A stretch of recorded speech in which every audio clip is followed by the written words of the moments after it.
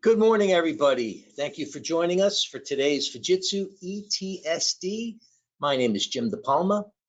With me today in the background running questions is Mr. Rick Coster. Lurking way in the background is Mr. Rob Clemens. And Chris is running our board today. So thank you for joining us. So let's do a couple of housekeeping things first. On your screen where you go up to webcams, if you click the down arrow and click left, you can now split your screen and see me. Let me move my mask. See me on the left-hand side and our PowerPoint presentation on the right-hand side. And right in between the two, let me show you here. There it is. Right in between the two, you see the three hash marks. You can click on that and expand and contract the screen so you can view this as you choose to. We're going to use some PowerPoint, and then we are going to go live to the equipment, so we'll be switching cameras, so that's when you want to probably expand or contract the screen. So this is going to be an abbreviated ETSD. This is normally a full day class, but we're just going to get right to the components. We're going to go through the components, make sure everybody understands what the components do. How do we test them?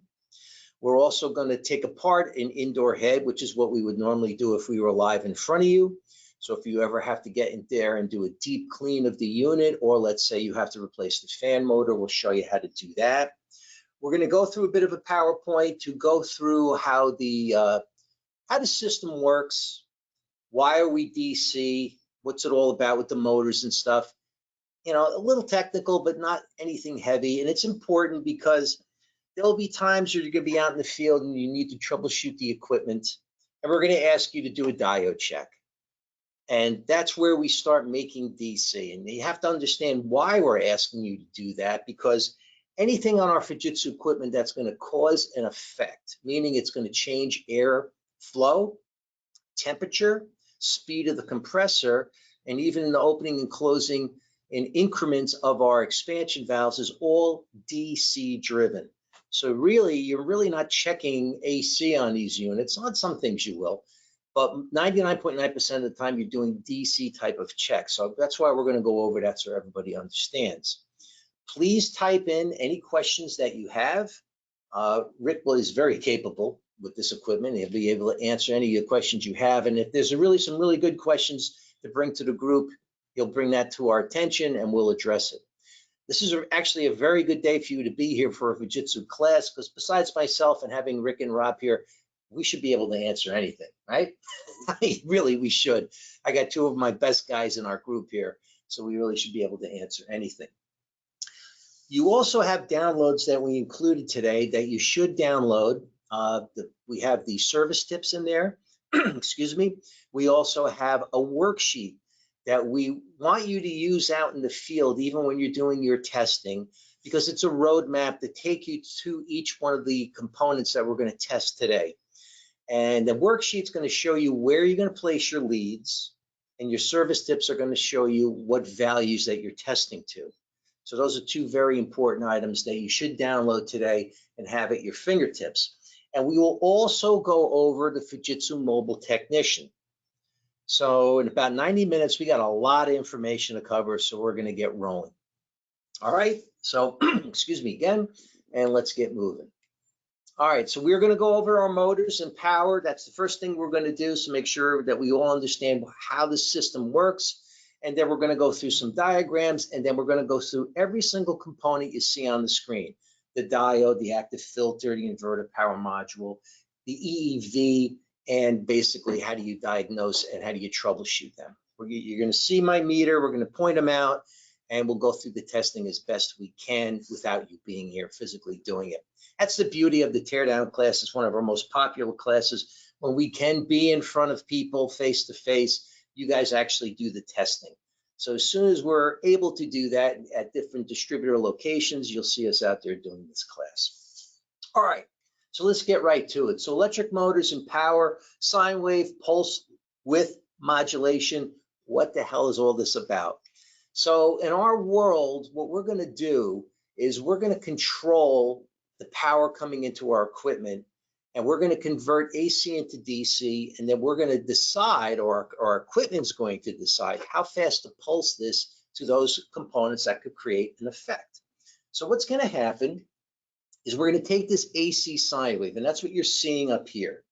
Okay, you should see it going by, and that's going by at 60 cycles per second. So if I had a metronome and that was 60 cycles per second, that's what's coming into our building. Okay, and what we want to do is we want to take that and manipulate it, turn it into DC, and then we want to control the speed based on outdoor temperature, indoor temperature, and the refrigerant pipe temperature. Remember, a Fujitsu system is a weather responsive system.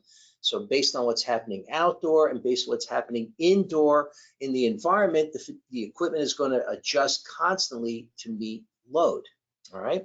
So we're going to take that sine wave and we're going to turn that into DC. Now, why do we do that? Well, there's our motor. Okay. And that's an AC motor. So first quick question for you guys, and type this in. Looking at that motor, that alternating current motor, AC motor, tell Rick, what phase is that motor? And I'll give you two choices. Is it single phase or is it three phase? So quick type it in. Tell me what you think, because this is important. What do you got there, Ricky? Nothing so far. Nothing so far. Come on, you got a 50-50. Give it a shot. Three phase. Okay. Three phase. So we always look for at least three answers, and three answers came in as three phase, and that's exactly what this is. This is three phase. And how do we know it's three phase? Because there's three sets of windings. There's the A windings, the B windings, and the C windings. So how does this turn? How does this motor operate? We have rotors in there that we've wound with copper wire.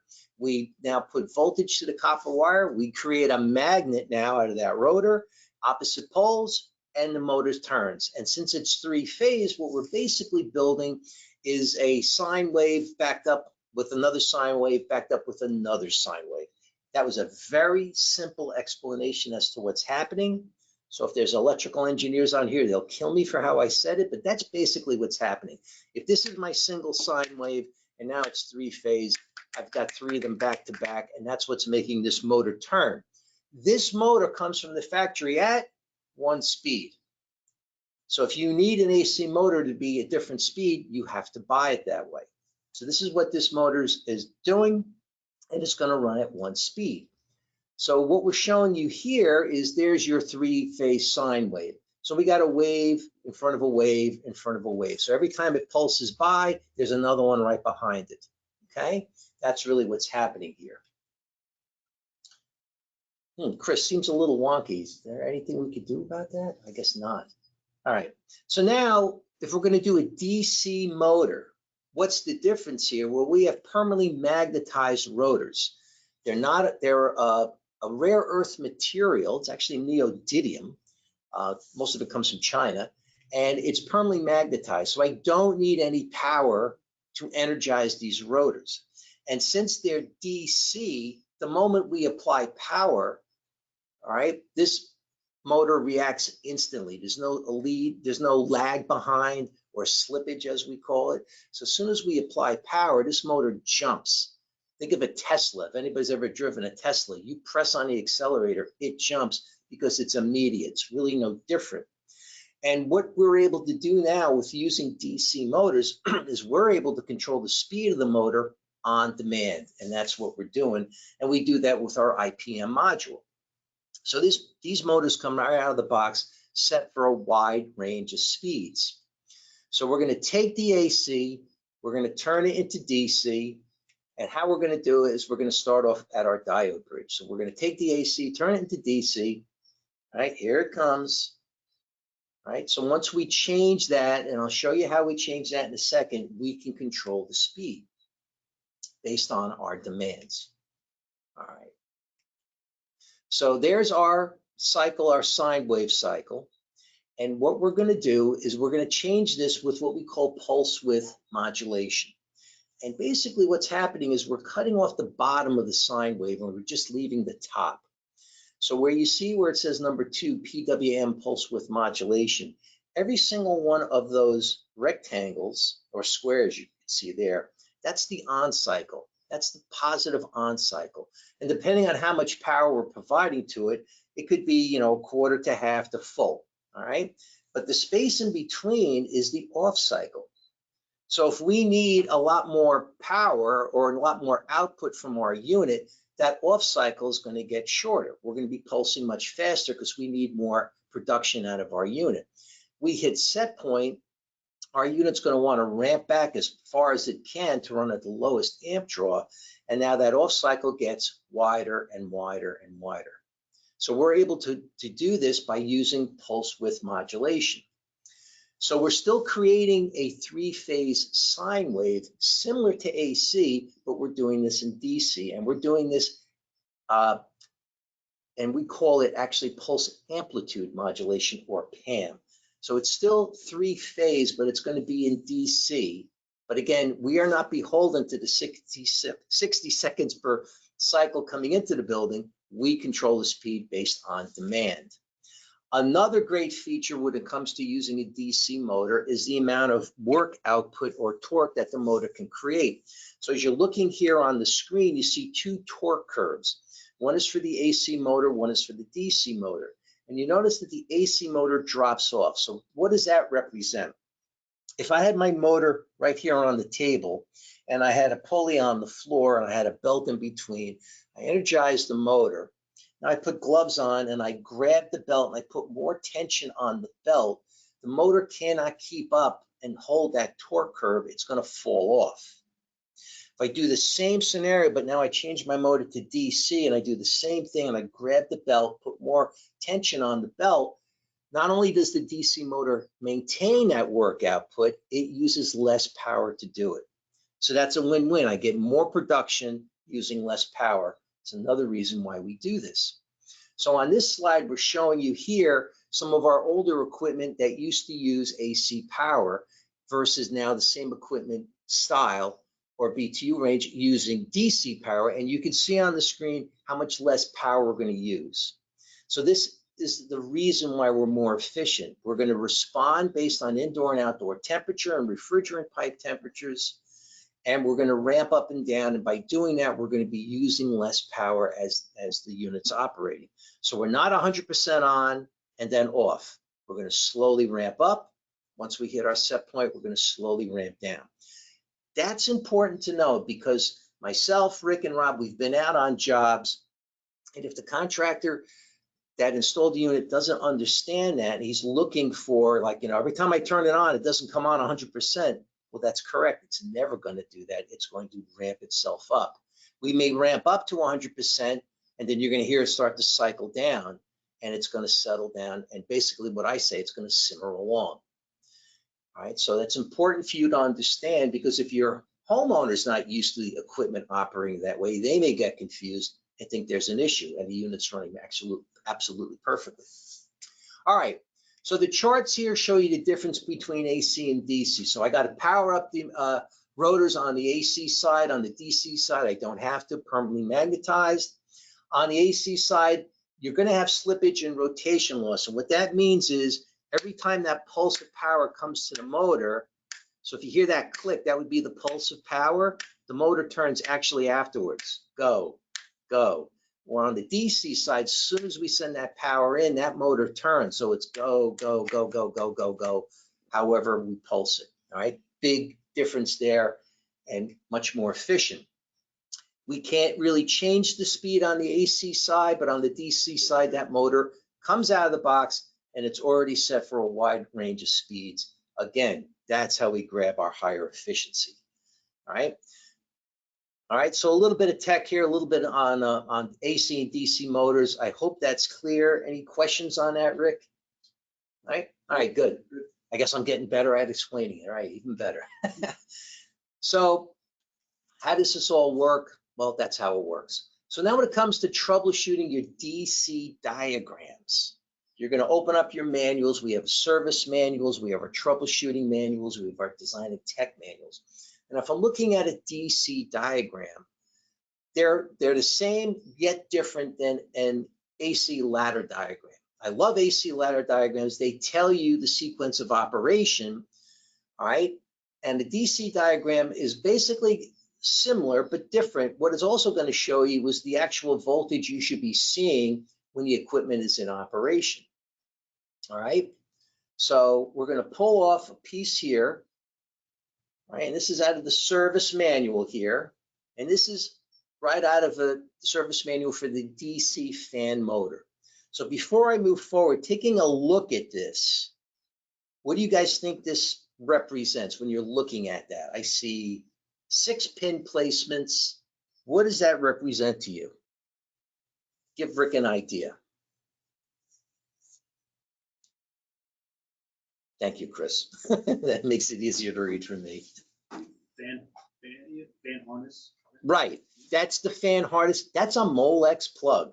That's basically what that is. So we're showing you your 6 pin placements, and what this diagram is telling you is voltage readings at different places on that Molex plug, which is really important. Plus, you'll see on here it says CN1. Here's my pointer.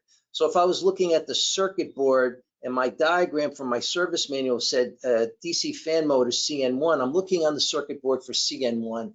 Then I'm going to see my 6 pins, and that's where I can do my troubleshooting and my testing for the DC fan motor. Okay, so again, found in your service manuals. So if we're checking this out, all right, I'm looking for voltage between pin placement number. Let me see, what am I looking at here? I'm blanking out. Between pin 4, right? No, pin 3, sorry, all right? So I'm looking for 15 volts DC at pin 3, all right? And I've got to find my DC ground, which is on pin number 4. So when you're out in the field, depending on how you're looking at the board, am I looking at it this way or am I looking at it from the opposite side? You may get confused on the orientation. Where's my DC ground? And you'll always find for fan motors or on the main circuit control board where we're going to grab a DC ground, that pin placement will always be next to a blank. So if I look at here, I got pin 1, 2, 3, 4. Number 5 is blank, and then there's number 6. So depending on my orientation, I look for that blank pin, and where I see the group of 4, the one next to it is my DC ground, okay? So if I'm checking between pins 3 and 4, I should be reading with power 15 volts DC. When I check between,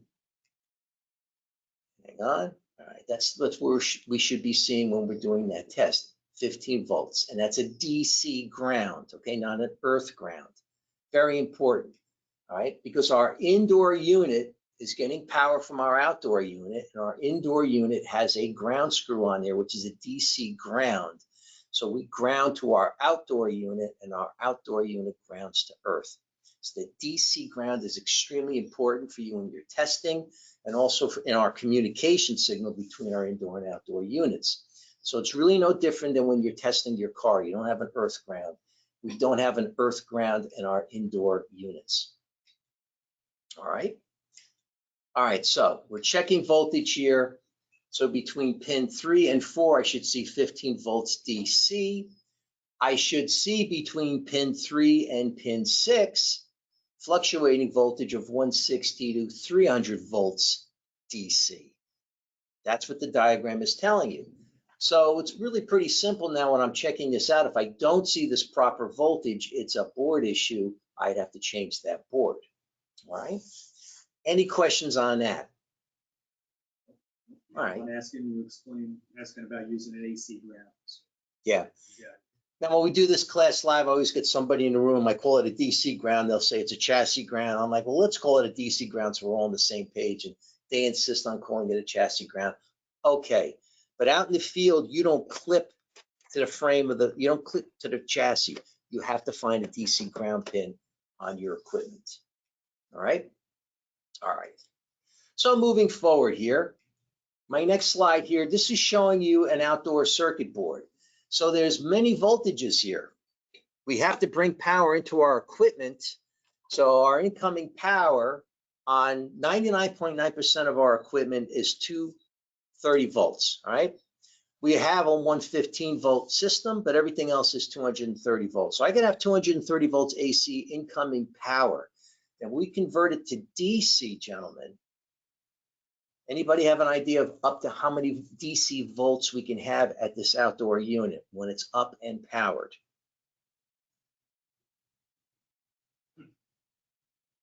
Any responses? Yeah, Not yet? that's a good question. It's a great question because this is a safety issue now here. And it's all about me. I need you guys alive so we can sell you this stuff, right? So it's very important. You got a 330 volt. 330, all right, we're getting warmer, all right? But in reality, it can get up to 500 volts DC. And it doesn't take a lot of DC to really cause a problem that can hurt you, but 500 volts DC can really hurt you or kill you. So you really want to be cognizant of that. When these units are powered up and running, and if you have the board exposed like this, you just don't want to go in there touching things willy-nilly. You've got some high voltage. So you got high voltage AC and high voltage DC. Be prepared, be aware. So a lot of the tests, all the tests we're doing today, unless we are checking for voltage, is going to be with power off. All right, we're providing power through our meter. So this is all the tests we're doing today will be with power off. But when it's live, we can have up to 500 volts DC. So when you're looking here at this board, I want to show you a few things on the screen. We're showing you right here on this particular board where it says CN802. Everybody see that? And you can see there's 6 pin placements here. And there's 1, 2, 3, 4, and I got a blank. So this pin right here is my DC ground.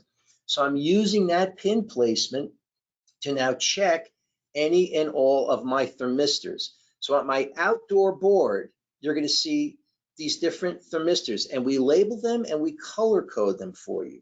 So if you had an error code to check the discharge yellow, the pipe red, outdoor blue, compressor green, heat sink black, those thermistors are there, they're labeled. So if I was checking voltage, this is what I would have to do.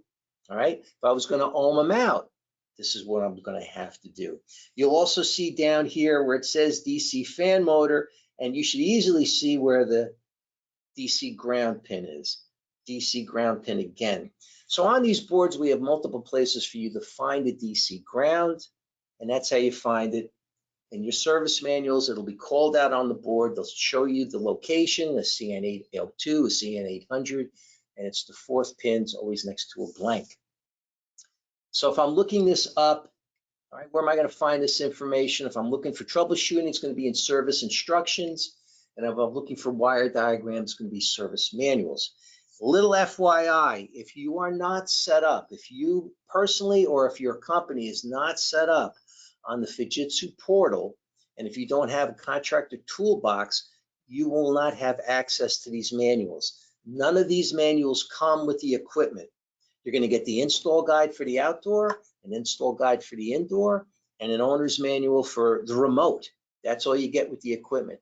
These manuals, service instructions, service manual, and the design and technical are only available via the portal. So you really want to get yourself signed up for that. If you're not sure how to do that, you can send us an email. We'll send you a guide, or at least tell you how to do it via the portal page itself, or go to your Fujitsu distributor. They should be able to help you. Or if you know myself, Rick, or Robbie, you can give us a call and we'll walk you through it. All right. Any questions on any of that so far? All right. So let's get to our components. All right. So the diode bridge. So Chris, at some point we are going to switch to this camera. All right. So let me get my meter up here. So we get going.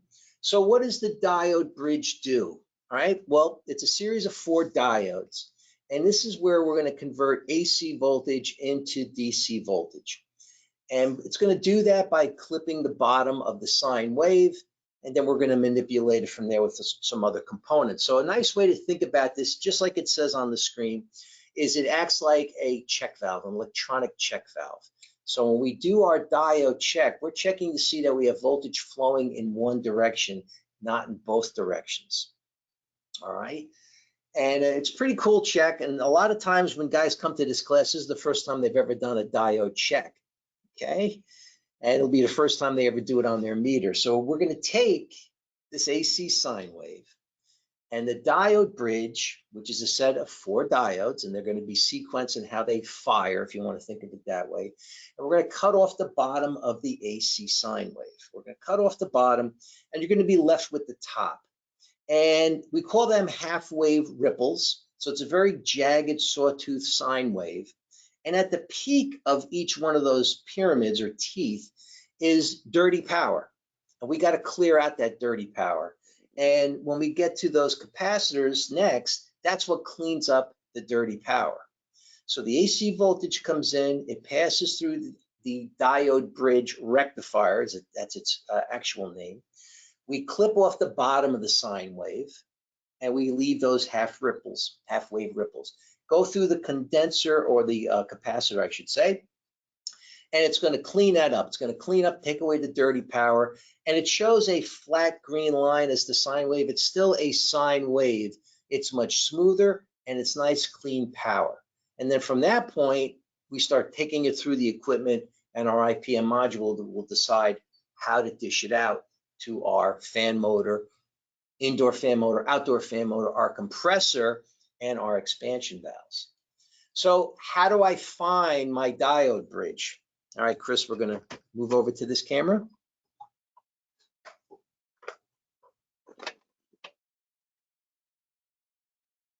All right, so on this particular board, all right, we're looking for a single screw hole that's going through the board. Chris, could you help me out and expand my my side of the screen, please? There's a lot of moving parts to doing these classes, guys. So there we go. Great. So I'm looking for a single screw hole that's going through the board. And I'm also looking for a plus squiggle, squiggle, minus. Oh, look at that. That is awesome. So there's my single screw hole going through the board. A little bit of a glare, but you can see I got a plus squiggle, squiggle, minus. That is my diode bridge. And that's how, this is where we're going to test it. So I have another diode bridge that I'm going to put up here. That'll make it easier for you guys to see.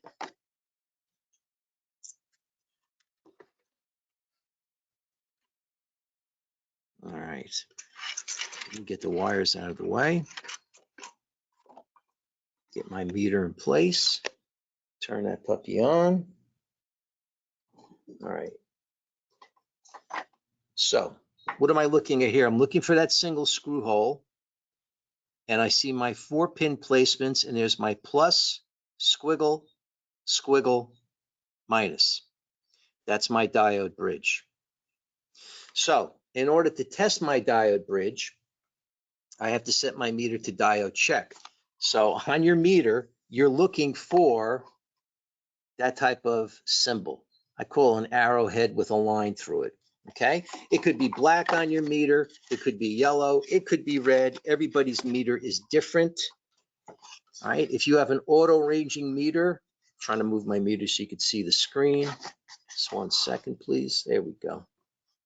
Okay.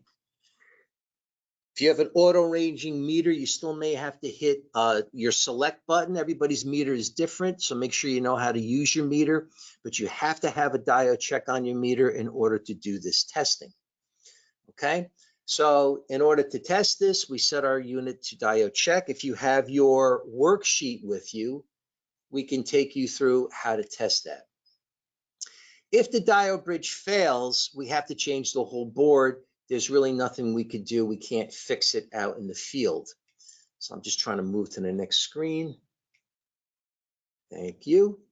All right. So on your screen, if you look back at the PowerPoint, we're identifying where the diode bridge is. All right. That diode bridge is going to be, thank you, Chris, is going to be right around there. And there you can see plus, squiggle, squiggle, minus. And we're going to test it at that point there. All right. All right. So now on the screen, this is how we're going to go through that test. We set our meter to diode check. And the interesting thing is, the first thing you're going to do, let me get my wires untangled, is you're going to take your black lead and you're going to go to plus. And everybody messes that up when we're in class because you're so used to taking your red lead going to plus. But here, we're going to follow what's on the screen, and we're taking our black lead to plus, and then red is going to go to squiggle and squiggle. And when we do that, gentlemen, we are testing. Come on now. We are testing for 0.4 to 0.7. And what's going on there? I get nothing today. And you definitely want to make sure you're scratching in. Huh. I don't know what's up with the meter. Just give me a second, everybody. When you're doing the diode check, it's better to use the regular leads. No, I'm not changing leads because I don't have a million different leads with me today. All right, let's try her again. Okay. Put the black lead on plus, red to squiggle. There we go. Just didn't have a good connection. And I should see anywhere between 0.4 and 0.7. So here I'm seeing a 0.687. So that's good. So I go from the next to the next squiggle. So I got a 0.7. So we're in good shape. All right. Then we put our red lead on minus. Black is going to go to squiggle again, anywhere between 0.4 and 0.7. So I got a 0.7 here. Go to the next squiggle. It's over 0.7. Oh, listen to that. It's fine. And I go to the next squiggle. And there's a 0.6. So far in that direction, we're in good shape. Then we're going to reverse polarity. Now we take our black lead, and that is going to go to minus.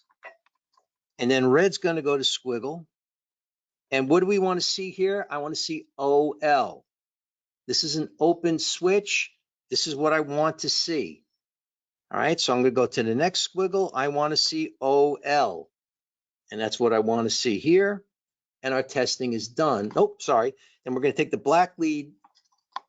I'm sorry, red to plus, black to squiggle. Whoops. I think I've never done this before. Red to plus, black to squiggle. And again, I want to see OL and I want to see OL. So what we did, gentlemen, is we just tested for voltage flowing in one direction. We want to see between 0.4 and 0.6. So when we see that on the first set of tests, we're in good shape. Then when we convert, we change polarity. Again, now we're looking to make sure we've got open switches. There's no flow of power there. This diode bridge is good. All right. If you saw voltage when we reversed polarity, black was on minus, red was on squiggle, squiggle, you saw voltage, you've got a problem. You have to change that board. Okay. A lot of times when we do this class live, guys will be checking their boards, checking the diode bridge, and the equipment we bring is not always good. And they may be getting some weird readings, and they use somebody else's meter and they get a different reading. Always make sure you got a nice strong battery in there. If you haven't changed your battery in a long time, you may want to change it before you get out there and do some troubleshooting.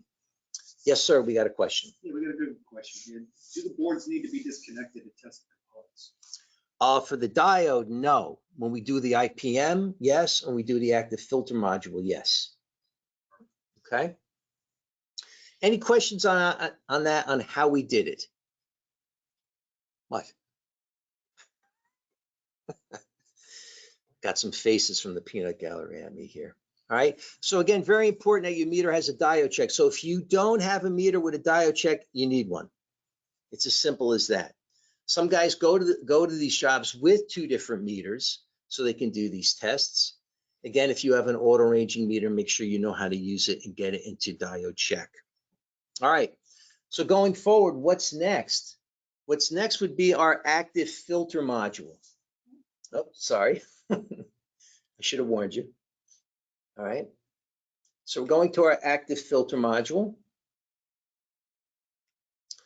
And the active filter module is on most of our equipment. Our high-end, super high SEER equipment, the 33 SEER series that we have, will not have an active filter module on it. That's VPAM.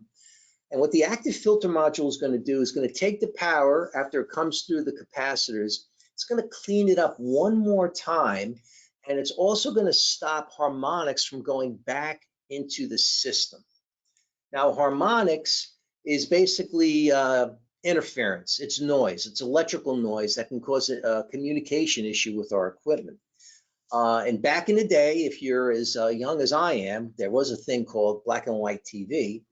And when somebody would turn a hairdryer on, you get the fuzz across your TV screen. That's an example of harmonics. All right, so that's what we're showing you here. I don't know if you guys can hear the hairdryer, but if the hairdryer was running, you get some stray voltage going the opposite way. Rob is looking for the hairdryer. It's magic, Rob. All right. And that's what's causing that harmonics, that fuzz across the TV screen. So that's what the active filter module does. It's going to take those harmonics and stop it from going through the system. So in order to test our active filter module, first off, we have to find it. So let's see. Let me move this around. So what you're looking at here is an 8-prong active filter module, and it's pretty easy to see when you open up the outdoor unit because it sits on its own on the outside away from the main circuit control board, and it sits on the aluminum plate that is all of our circuit boards are connected to. And it's got our wires connected there, so we're going to pull our wires off. Take a picture before you pull the wires off so you put them back in the same place, because if you put them back in the wrong place and the active filter module was working, you power things back up, you can burn it out. The active filter module is normally our sacrificial lamb if we've had some energy or power surges, which could happen from the utility, or it can happen if we've had an electrical storm that comes through. It's quite common. This is one of the main reasons why we want you guys to have a surge protector at the outdoor unit or either at the main control panel in the home or the building. Okay, if there was a problem with this and it was caused by a surge, what you will see right on the unit is right about there, a burnt mark about the size of a dime. And if I open up the top of my outdoor unit, look down and I see that and I identify, oh, active filter module is no good. Okay, fine, that saved me some steps. But I still want to check my diode bridge and I still want to check my IPM module. Because if I just replace the active filter module and don't check the other components, and I put a new one in and then power it up, I could still burn up the active filter module again. All right. So if you're looking at this screen and you're looking at how we want you to test this out, look at the values that we're asking you to test. All right, between plus and minus 360,000 ohms, plus or minus 20%, between P and plus 720,000 ohms, plus or minus 20%, all right, 500K ohms, right, or above. Where would you guys set your meter if I was going to do this test?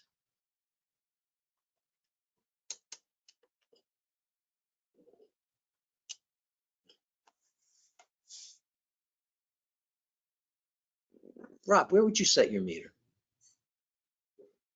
Which test? For the active filter module. Depending on which leg you're looking at. You're going to do it that way, or you're just going to set it for all of them? That's what I'm looking for.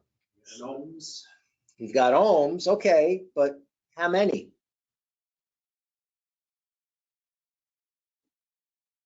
I'm going with megascale. I'm going with megascale too. You got to set this above the readings that you're looking for here. So I got to be in mega ohms. You got one. All right, very good. So you got to set your meter to mega ohms, check your meter, right? So I have my meter set and, oh gosh, wire's tying me up here, all right? So if I got my meter set, so make sure you're in mega ohms. Now, when you're looking at your active filter module, so Chris, I'm gonna come back here to this camera.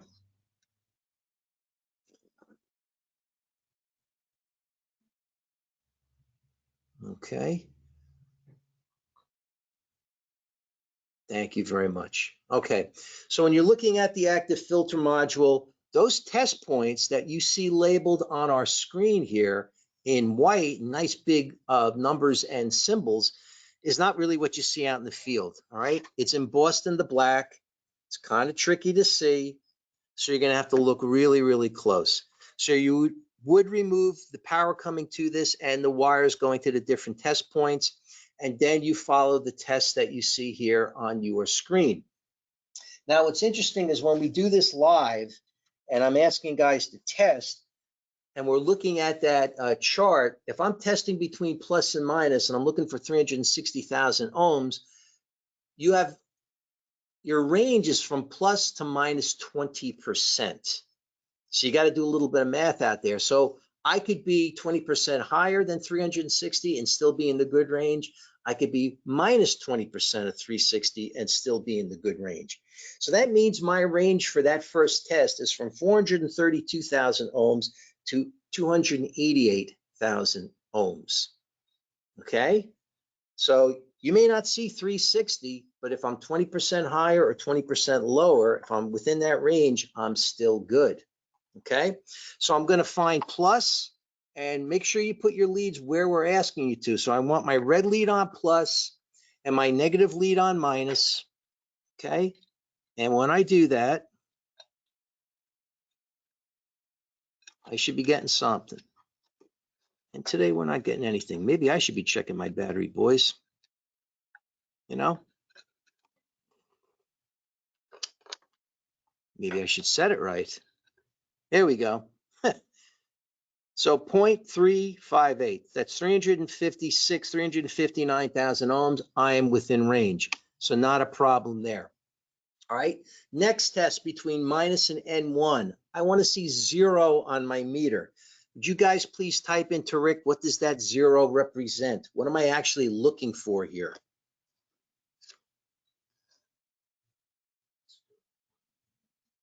0, Robbie, what does that represent? I know, but you're my audience. Open. Peter says open. Open. All right. Well, actually, it's not open. 0 is a closed switch. I'm looking for a closed switch here. I don't want to see any power. So I'm putting my red lead on minus, and my black lead is going to go to N1. So there's my minus. Here's my N1. I'm sliding around. Come on now, stay put.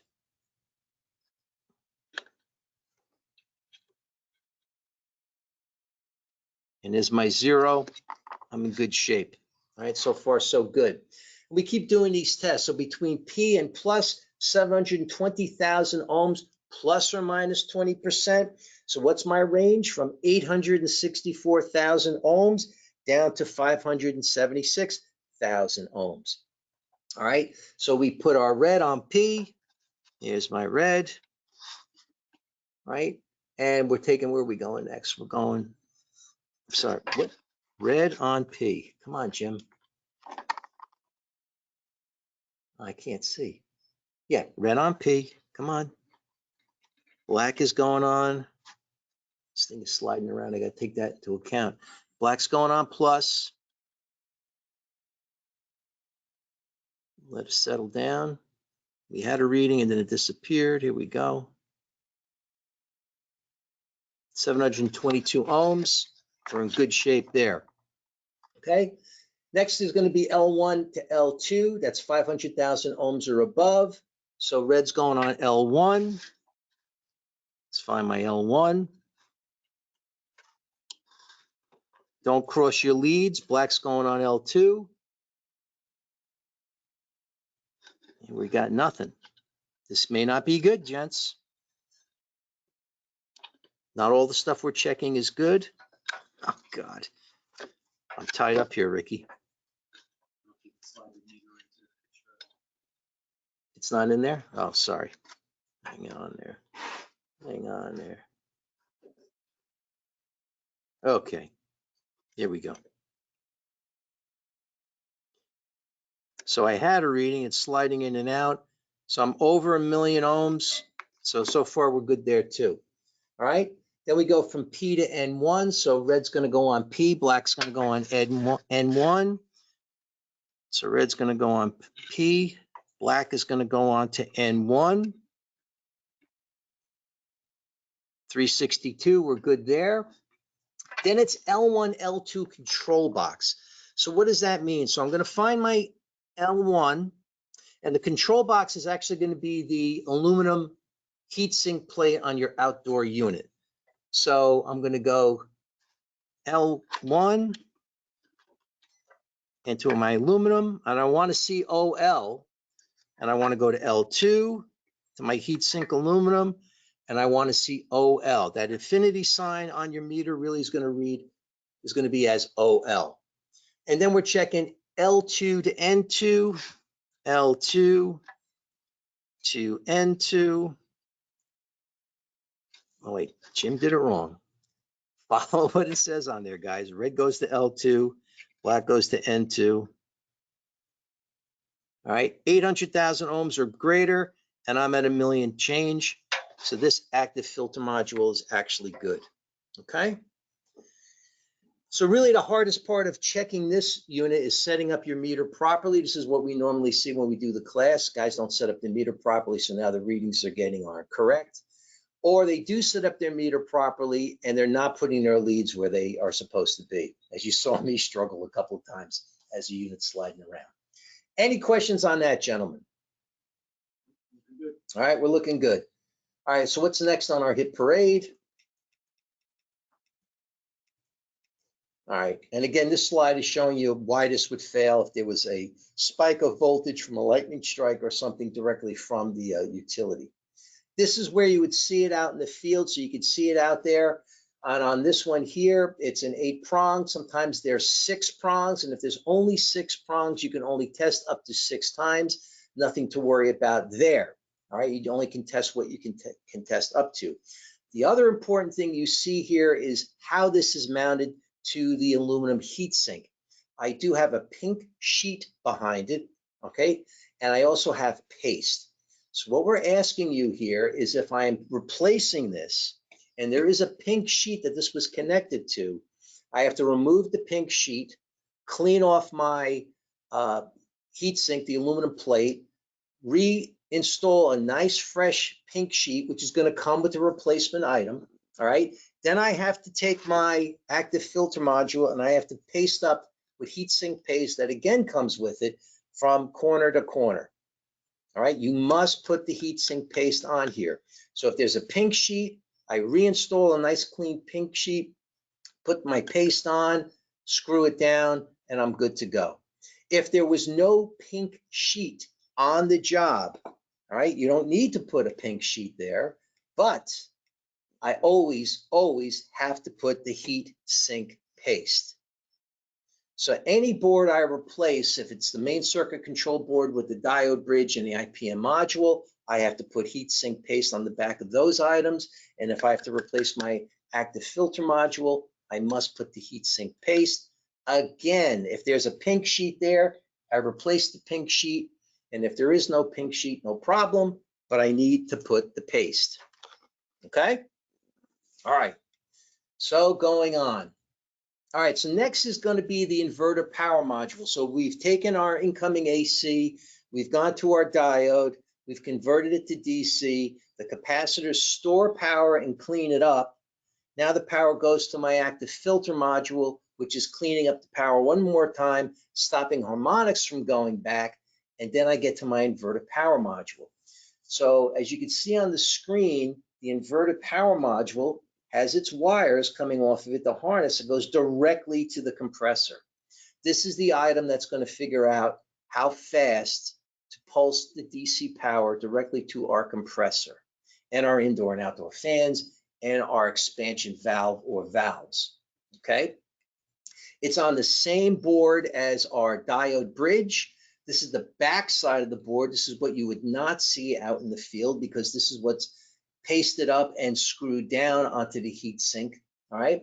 And based on the 6 switches that are inside this IPM module, as they open and close, that dictates how fast we pulse power directly to our compressor. You follow the harness, it goes directly to the compressor. So if I was having trouble finding it on the board, if I can find my harness that's coming from my compressor to the board, follow the harness onto the circuit panel, and then I will find my IPM module, all right? And there's 6 transistors in there, so we do not use how do we call this? Oh my God, come on, a 3-pole contactor. We don't use these things. We use an IPM module. So if you're looking for a 3-pole contactor, you're not going to find that in Fujitsu equipment. All right. So what's happening here is we've got these 6 switches. So between U and V, V and W and U, right on the compressor is where we're pulsing that power to. And as these 6 switches open and close in various speeds, that's what dictates how fast we're pulsing power to the compressor, and it's going to dictate the speed of the compressor. So as the switches open and close, we're sending DC in a simulated 3-phase directly to the compressor. So what's also important here is as you look at this, if you have a compressor issue out there, we want you to ohm out the compressor. You're going to ohm it out between U and V, V and W and U. And we never give you a reading on that, but we're going to tell you that the reading should all be the same. And if they're not, now you've got a compressor problem. And if you do have that, you do need to call Fujitsu Tech in order to get a case number. So if the compressor is still under warranty, you can get that warranty. If you're replacing any of the boards or any of the other components within the unit's warranty period, you do not need a case number. You don't have to call Fujitsu Tech. You can just go directly to your distributor and get the equipment that you need under warranty. All right. All right. So let's see how this works. We got a little video here for you. So again, this starts from where we started. We're going to take our AC power, convert it into DC, and we will simulate that 3-phase sine wave. Okay, so the unit senses that we need to provide either heating or cooling. We're going to slowly start to ramp up.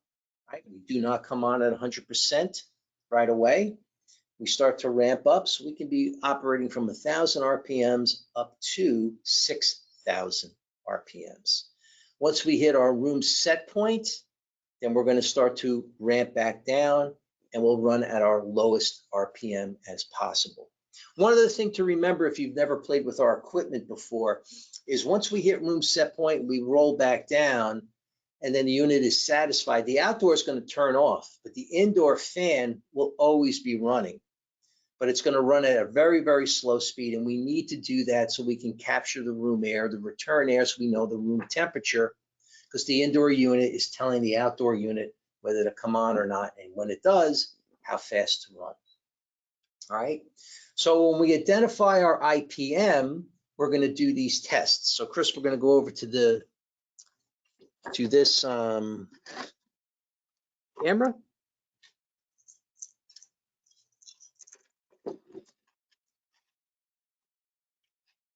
A lot of stuff to do behind the scenes when we do this virtual here, guys.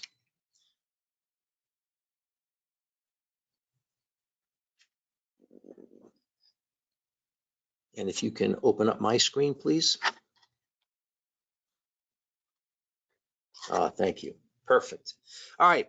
So looking at this, if I can identify where my diode bridge is, I'm looking for my IPM. I'm looking for P, U, V, W, and N. The IPM is always going to be next to the diode. So I'm looking for P, U, V, W, and N. Okay. So on your screen on the PowerPoint, we're telling you where you're going to be testing to, what your combination is going to be, and what value you're testing to.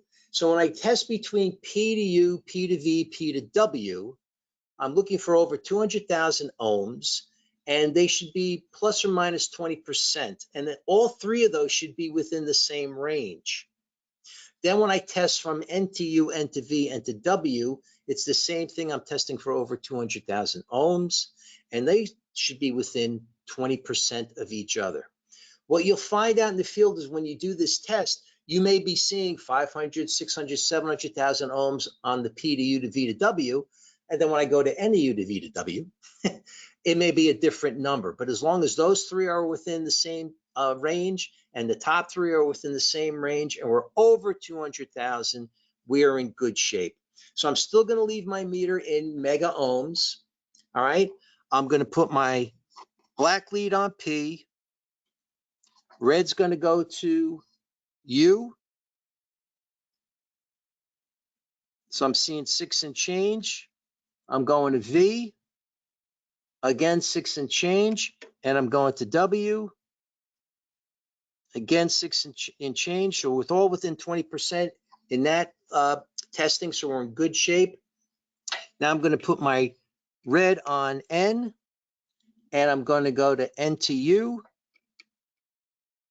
So now you can see I'm in the 300,000 range. So 360, N to U, N to V, and N to W. Whoa, I made a mistake here. There we go. So there we're in the 300,000 range. We're over 200,000. We're in good shape there. So this IPM module is in good shape. Okay. Any questions on this, gentlemen? Good. All right. I'm going to turn this over because I want you to see what that screenshot showed you. There is the diode bridge. There's my IPM module. If I was replacing this, heatsink paste has to be done. If you replace the board without the paste, power it up, you will burn up this board in minutes. Okay, let me say that one more time, in minutes. So always put the paste.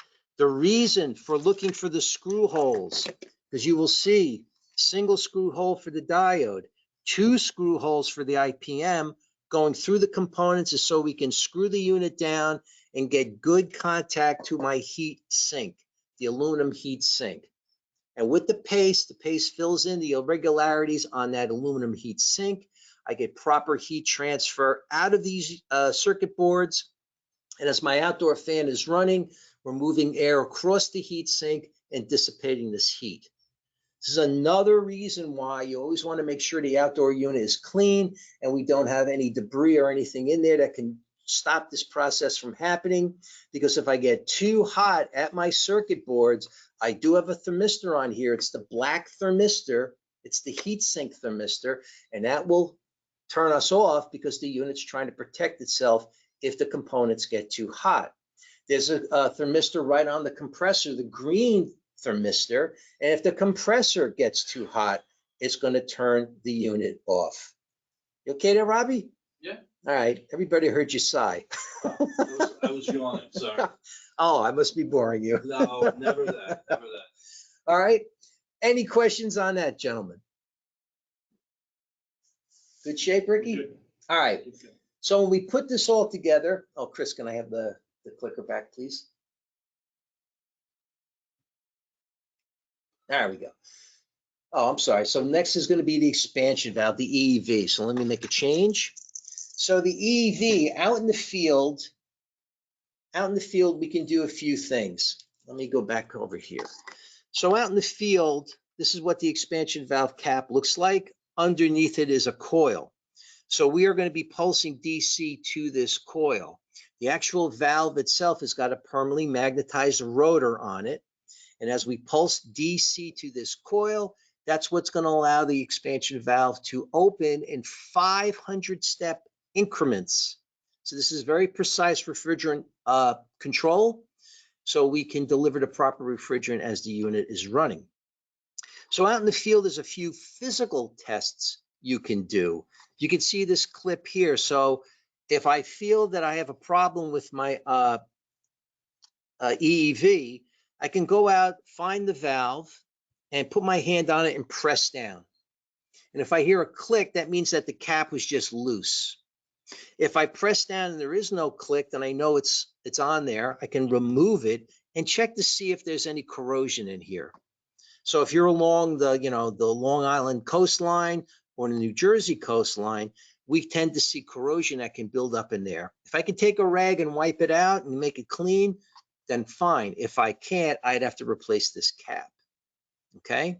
And then another physical test you can do is if the unit is running, and carefully put my hand in there and press down on it. And if I feel vibration and I hear clicking, well, that means that my components up at the circuit boards are all working well. That means my diode is making DC, the IPM is pulsing DC to the component, but the bad news is the valve is probably stuck and we can't fix the valve. You'd have to cut it out.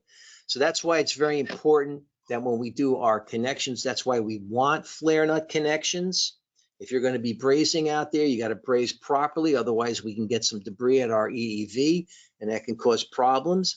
This is why we tell you if you use a product like Nylog, you know, we really don't want you to, but if you absolutely have to, you want to be as judicious as possible. You don't want a lot of it on there because if it gets into the piping, it's going to take out our expansion valve. And never, ever use a leak detection fluid that has a sealant in it. This is guaranteed to take out your EEVs. And if you have a multi-zone system, you will be playing whack-a-mole out there on the job because one week this EEV is not working, the next week it's going to be another one. So never, ever do those things. So this is why we tell you to flare and only use the POE oil on the face of the flare. Any questions on that? Because that's a big one. I'm sure. All right. All right. So going forward, so there's my actual coil. Let me back up. Hang on, I went a little fast. So you can see it's quite small, and there's the harness. So out in the field, other than those couple of physical tests that I just went over with you, we're going to ohm out the harness. Okay. So this is a pulse motor driven needle valve, and we're going to ohm out the harness. So again, we're checking for corrosion or anything inside that cap where the coil is. You can see the actual permanently magnetized rotor right here. And this is a very fine point needle valve. That's why we can't have any debris build up in there. And it says we pulse power to it. It's going to open and close in 500 steps increments for very precise control. So let me see if my video is going to play with me today. There we go. All right. So there's my permanently magnetized rotor. There is the needle valve. And as we pulse power to it,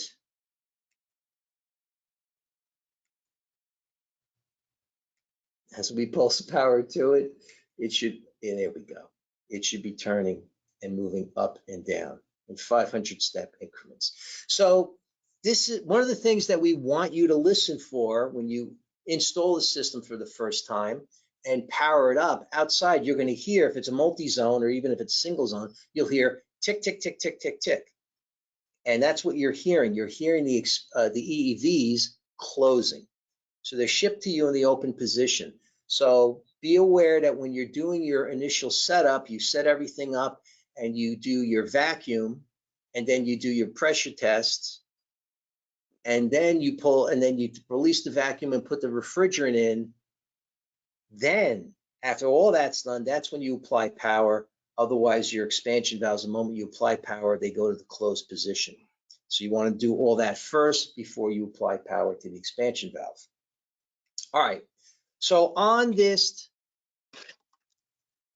chart here on this test, we have to identify whether I've got a 6-wire or a 5-wire. We're going to go to this camera, Chris.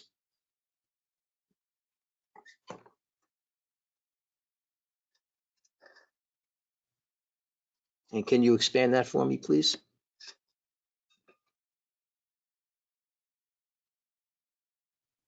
Awesome. Thank you. So we're looking for either a 6-wire or a 5-wire. So this particular one I have today is a 6-wire. So I would test to how we see up there, right? White to red, yellow to brown, orange to red, blue to brown. Okay, if it was a 5-wire, it's a different test. You're testing the 46 ohms plus or minus 4. So from 50 ohms to 42 ohms would be your proper range. Just set that for ohms. Nothing has to be high. All right, so I'm going to do white to red. And here it doesn't really matter where what lead goes where. I got to put something here. So let's go to red. Let's go to white. And this is where I'm going within that window. Okay. At 46 ohms plus or minus 4. Make sure I get good connection. May get a reading, may not. Get my hand out of the way. There's 46.5, so we're good. Then what's next? It's a 6-wire, so I go yellow to brown. It's my yellow. Here's my brown. Same thing. What's next? Orange to red.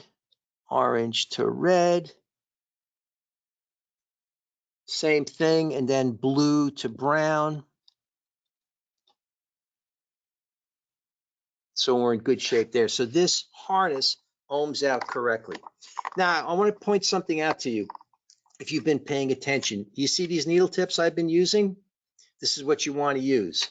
This is a very tight harness. You're only going into this window. If you didn't have these needle tips, you had standard tips, and you force your way in there, you'll probably make a connection, but you'll end up damaging this harness. So you need to invest in these needle tips. If you don't have them, get them. All right, it'll only make what you're doing easier. All these tests that we've been doing, we've been going step by step and, test by test. This is literally done in 5 minutes out in the field. And guys that have these needle tips can get that done. When you don't, this is where you can't get in there and make a good connection.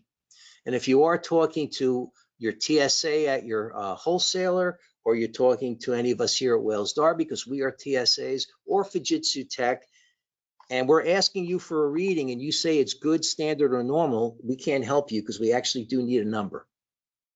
All right, so make sure you have these leads. Rick or Rob, you got anything you want to add to that? Because that is one of the most important things we see out there if guys don't have the right leads. All right, okay. Mas importante. So what we're seeing next, this is off of your troubleshooting guide. One of the pages on the troubleshooting guide where we color code and we identify the different types of thermistors that you will play with out in the field.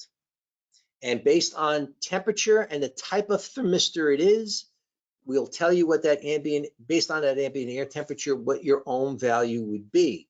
So one of the things I wanted to show you is the different thermistors that we have at the indoor unit. Let's see if we can get a good picture here, Chris.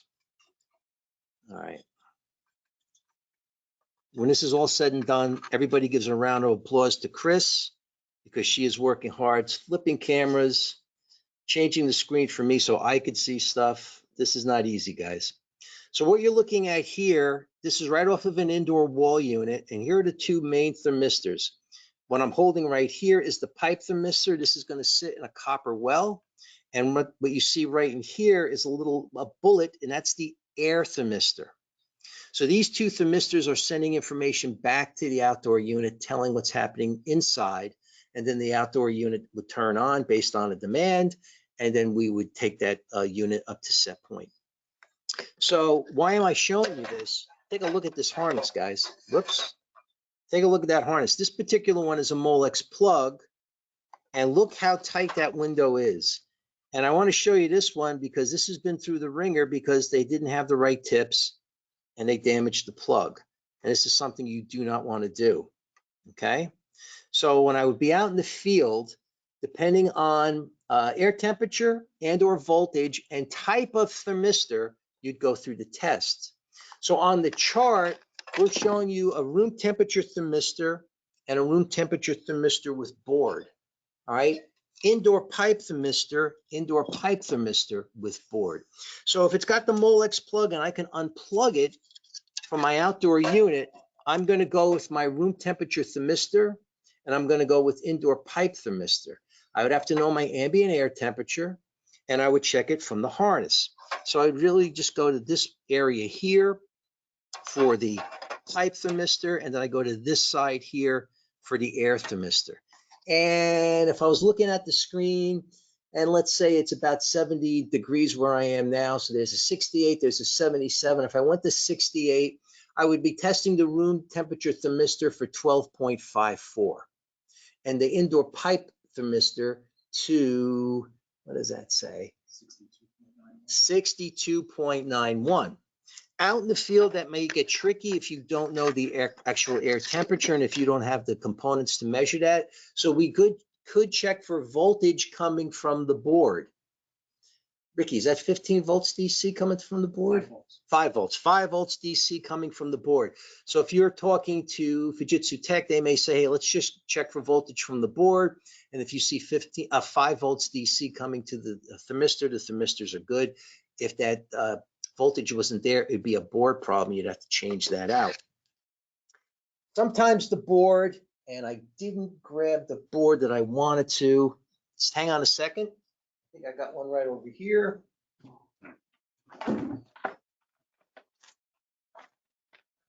No, I don't. Darn it. I forgot to grab that board. My bad. We also have boards where the thermistors are actually soldered to the board. And if I can't remove it, then I would have to go to the columns where it says room temperature thermistor. Oh, perfect. Thank you, Rick. Room temperature thermistor with board and indoor pipe thermistor with board.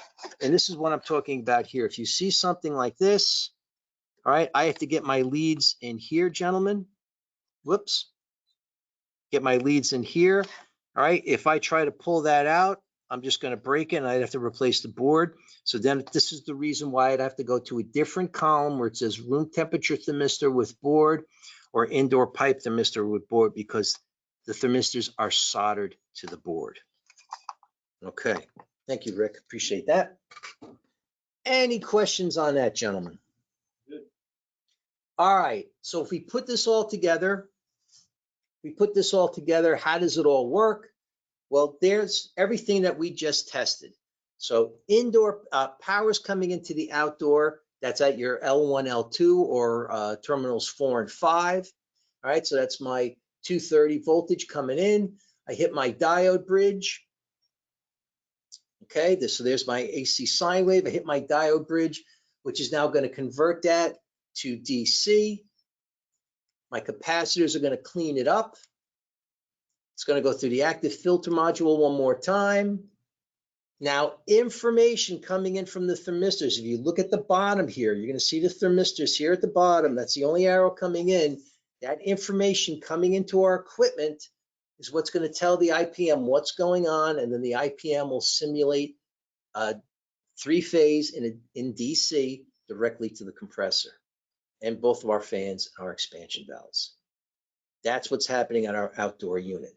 And I'm going to talk about those thermistors again, because your standard equipment that you have out in the field, all you have is your TXV, and you have a sensing bulb there. And that's the only information other than a thermostat on the wall that's closing based on air temperature. But here we sense outdoor, indoor, pipe temperature, and the unit self-adjusts at all times. So we're gathering a tremendous amount of information at all times. So if our thermistors are bad, the unit can't operate. If I don't make DC, the unit's not going to operate. I may still have lights, I may still have power, but it doesn't mean I'm making DC and nothing's going to work. All right, that's our grand, accumulation of information of how this equipment works. Any questions on that? Nope. All right. And then when we get into our really high SEER equipment, our 33 SEER equipment, which is now our LZ models, all right, you can see the only thing missing here is we do not have the active filter module. So the same sequence of operation happens, but I don't need the active filter module because I am not creating any harmonics. All right. Okay. So looking here, couple of questions for you here. Looking at this screen, I need you guys to tell me two things. I need to know how many thermistors you see connected to this piece of equipment. So let's concentrate on that first. All right, and I'll give you a hint. Look within the green rectangle. How many thermistors do you see? Type it in, let Ricky know. 4, we got 5. Keep going. Keep going.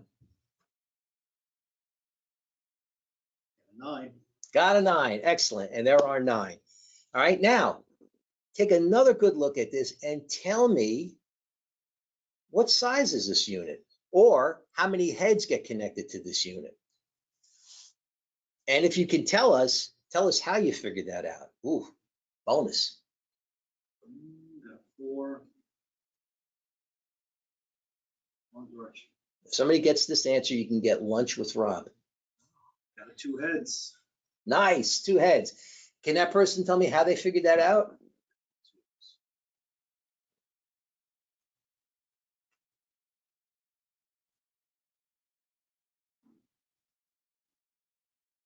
Two expansion valves. 2 expansion valves, excellent. So does everybody see all the thermistors, first off? All right, so we'll get there. There they are. So there are your 9 thermistors. And then there are 2 expansion valves here, okay? So this is telling me this is a multi-head system, and this would be my 18,000. And on all my multis, the minimum amount of heads that must be connected to them are 2 heads. So on an 18, you have to have 2 heads.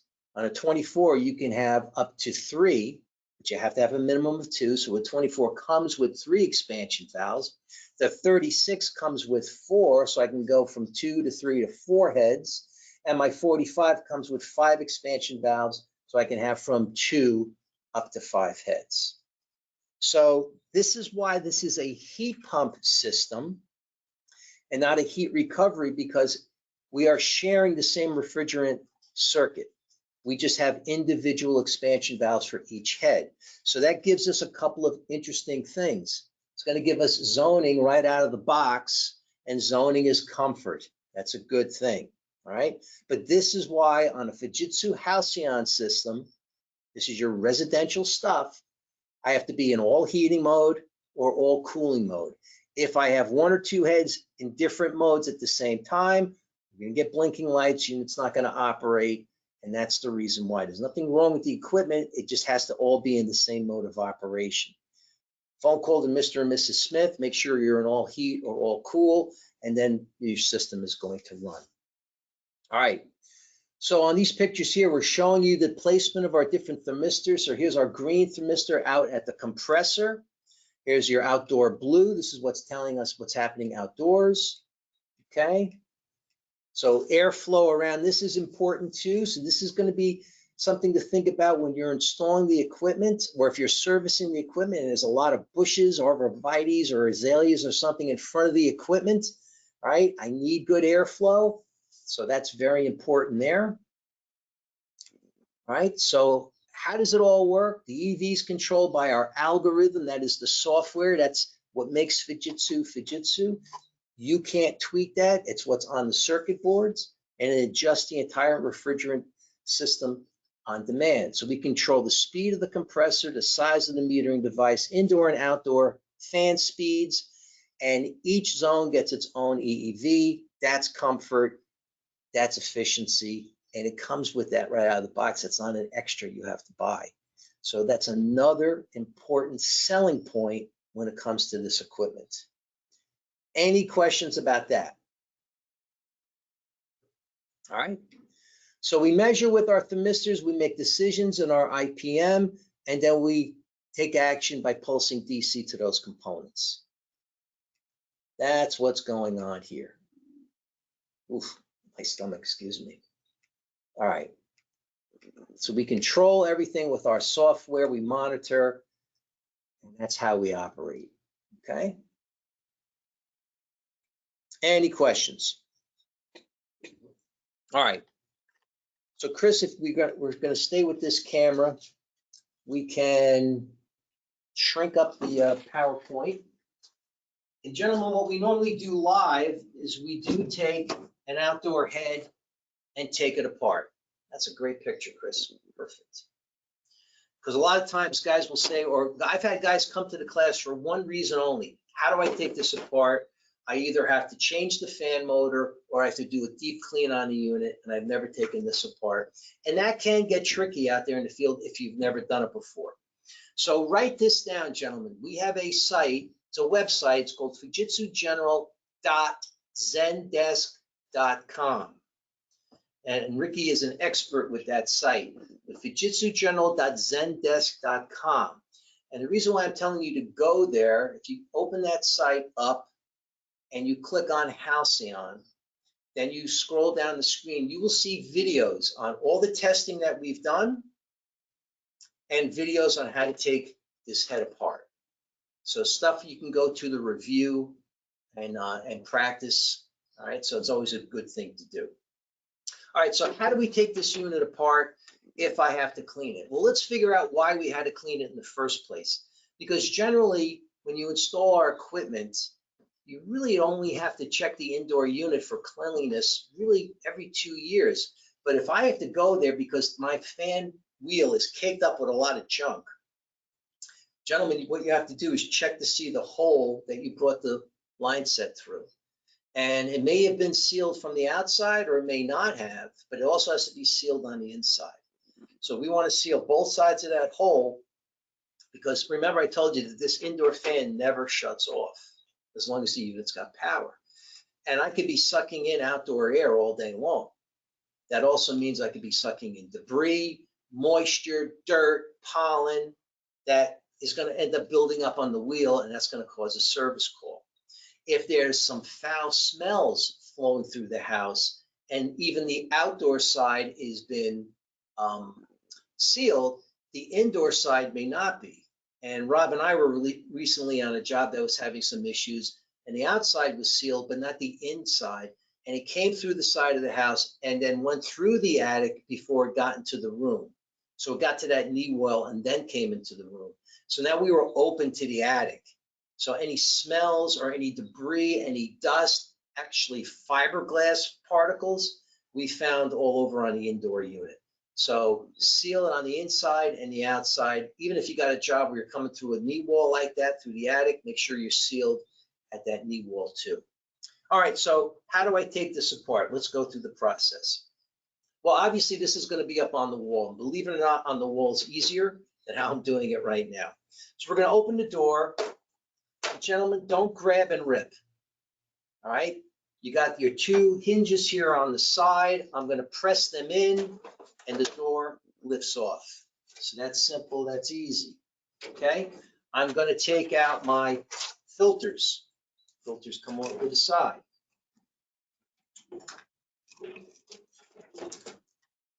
All right, filters are going to fall. On the bottom here, you will see these 3 holes. Okay, they be covered. They will be covered with a plastic white clip. So with a flathead screwdriver, I can pop those off. I'll see 3 screws here on the bottom. I remove those screws. So for time's sake, I already took them out. Looking at this unit this way, you will see I've got 2 screws on the side for these side caps. Don't have to touch those. Leave them alone. Some of our units, it's molded in, so there's no screw there to begin with, so you don't have to touch it. But leave these screws alone. You don't have to touch them. But what you're going to see is I'm going to have a screw here. This has to be removed. I'm going to have a screw here. This has to be removed. So I already loosened them up so I can remove them. Nice and easy. So they're out of the way. Now here's my electrical control box. Again, let me put this up. So I have a screw there. I'm going to remove that screw. So I did that already for time's sake. Remove the electrical control box. Now, if I look inside, I don't know, Chris, if you can zoom in or not. Nice, very nice. You'll see right here, there's a screw hole. So I've already taken out that screw. That screw would come out. So now I've taken out all the screws that could possibly be holding this cover on. Here's the hard part right now, because now this unit's up on the wall. And depending on how it's installed, you could be 4 inches off the ceiling. I have to find 2 clips, and I'm going to turn the unit this way so you can see it. So there's going to be a clip here, and there's going to be a clip right here. And it's going to be very tempting if you can't see it to go in there with a flathead screwdriver. You all got a nice long flathead screwdriver. And if I go in there with that screwdriver, be really, really careful, because if I pry and I pry incorrectly, I can snap the clip. So we'll definitely get the cover off, and when we put it back on, it's never going to sit well. So I need to pop those clips. So if I pop the clips, if you can get in with your finger and pop the clips, right? I lost the clip, there we go. Pop the clip.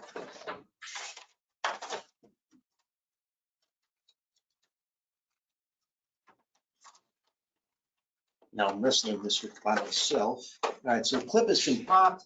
Probably want to run my hand underneath to loosen it up. and then I can lift the cover off. What am I connected to here?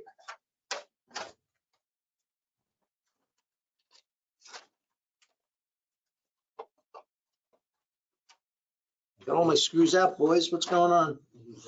Huh? Yeah, we caught on the loop. Am I caught on the louver? Caught on something. There we go.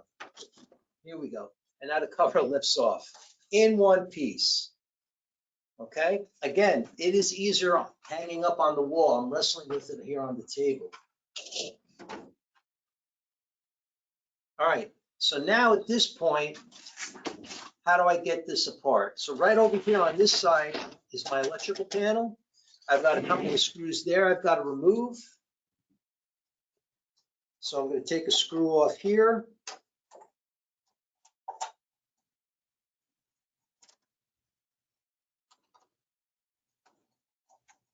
Robbie, why didn't you bring a screw gun? You're not supposed to use screw guns on those, Jimbo. There you go, baby. So I take out the two screws here on the electrical panel side. Take off the electrical panel. Now right here, I'm going to turn this way so you can see it. Here's the side of the unit. And I got all these wires here. These are fine wires. So we want to unplug them. They all have Molex plugs. This is the plug that goes to my thermistors. All right. Other plugs that go onto the circuit board here.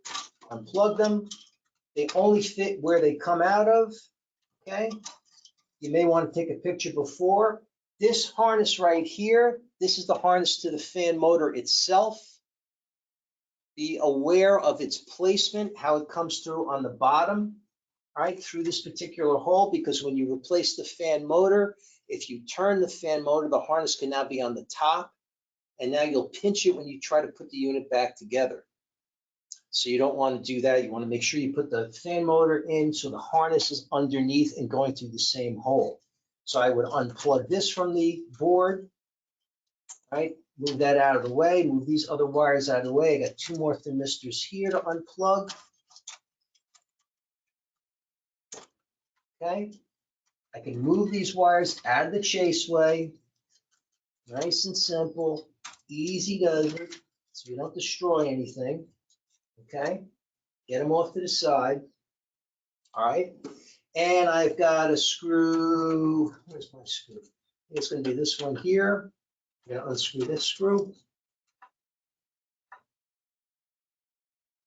Is that the right one, Rick? I know we will find out, won't we?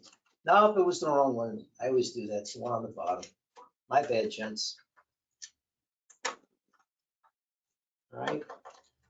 Now be aware with these screws, we're screwing into plastic, so don't be really aggressive and make sure things go in nice and straight. Okay. So now I can lift this off. I've got a ground screw here that I'm going to remove.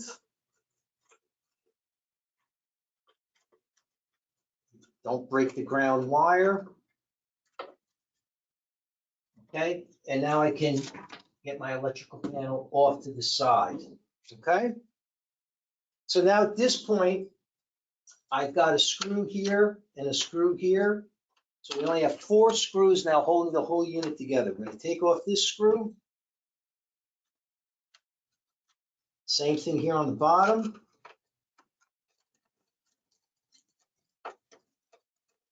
We take off that screw. On the other side, I've got 2 more screws. We'll take them off. Again, we got videos so you can watch this, but it's pretty simple.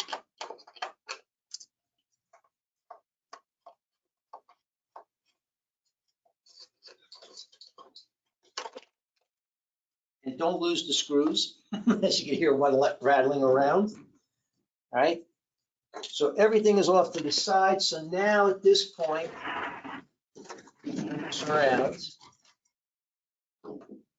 I can lift the unit right out of Out of the frame here. Usually somebody plays the ball when I do this in a classroom. Here we go. So what happens is the bottom is going to fall out into your hands. The coil is going to stay hanging on the wall. So you're probably going to have to disconnect the condensate line. That may happen. Depending on how you installed it, you're probably going to have to disconnect the condensate line. And now at this point, I've exposed my fan motor. Here's my wheel. So for the sake of time, this screw right here would come out. This is holding this plastic piece, which is keeping the fan motor in place. Okay. Oh, why not? We'll just take it out. Rob's going to put this back together anyway. So we're going to take out that screw.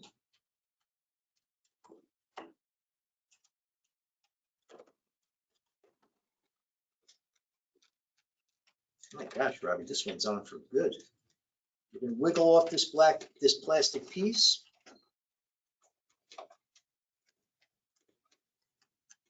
Okay. Now I can lift up the fan motor and the fan wheel. Really important at this point that I pay attention to this side, because right here is I have a rubber grommet. So this is the unit for, so when you take it apart, everything's stuck in there. There we go. This rubber grommet's really important because it just presses on to the fan wheel. I can move this around so you can see it better. See that fan wheel there? This is just going to press on here. This rubber grommet, it's got a special shape on it, so it's only going to fit into the groove one way. Be aware when you pull this up, this could be loose, this could fall off. And if it does fall off, it's black, it's plastic, it's soft, all right, and you're not going to hear it fall. First time we did this class, we lost one, we didn't even know it, all right? And when you lose it, gentlemen, you can put this back together, but it's going to be as noisy as heck. So be aware. So when you lift this up, look for this. Make sure you don't lose it out in the field. All right. So at this point, here's my fan motor. Okay. You can see how the harness is coming through. And I want to make sure I put the harness back the exact same way. I have a set screw on here. I can remove that and take off the actual wheel itself. If this was really badly filled up with a lot of debris, you could take this off, take it outside, power wash it, clean it up, and then put it back together. If I've had to go through all of this, you want to double check and ohm out the fan motor, which is in your service tips. We tell you how to do that. Ohm out the fan motor and make sure the fan motor is still good. If I'm replacing any of the circuit boards that we went over today, always double check if it's on the outdoor unit or the indoor unit, the fan motor on that particular piece of equipment. Ohm that out and make sure the fan motors are good. What could happen, one thing we found out in the field, is if the fan motor went bad or went out of calibration for some reason, and now was not operating properly, that could give some wonky voltage and end up taking out some of the circuit boards. So you've got a piece of equipment, it's been installed for 5-6 years, everything's been working well, no issues, and all of a sudden we start losing circuit boards. Check corresponding fan motors. If the fan motors are bad, that's what probably took out the circuit board. So write this down. Anytime I replace any circuit board, I also want to check corresponding fan motors to make sure they're within tolerance, so we'll have no issues moving forward. All right? Any questions on that? Rick, Rob, since you guys are here, anything you want to add? I know this is an ETSD speed date, but it's a lot of fun. We seem to cover everything we can cover. Anything to add, gentlemen? All right. Any questions out there in the field? Because, gentlemen, you got two of the best Fujitsu guys here with me today. We can answer anything. Get familiar with Zendesk. Get familiar with Zendesk. I don't know if you guys heard Rick. Get familiar with Zendesk. We use it a lot. So if we're out there with you or talking with you on the phone, you give us model and serial number. We as TSAs are able to create history on that unit. So let's say a year or two later, somebody had to go back for another problem. There's history, so we can all see what that was. Was there something changed? Was there something that you had to replace? What have you? and we can see that history, as can Fujitsu technicians. All right. Anything? I see some fingers moving, but no questions. Bring it back in the chat box. All right. So we completed our class. It's 9:34. Not bad, huh, guys? All right. Got that all done in an hour and a half. If there are no other questions, I thank you very much.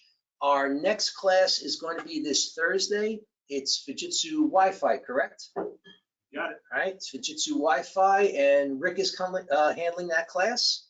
So come back Thursday, 8 o'clock for Fujitsu Wi-Fi components.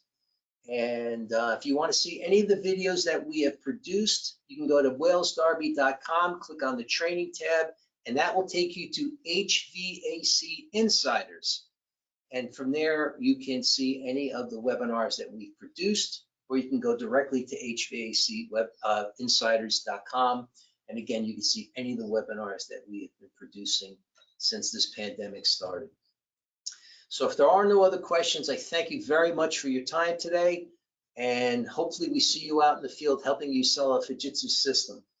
All right. So thank you very much.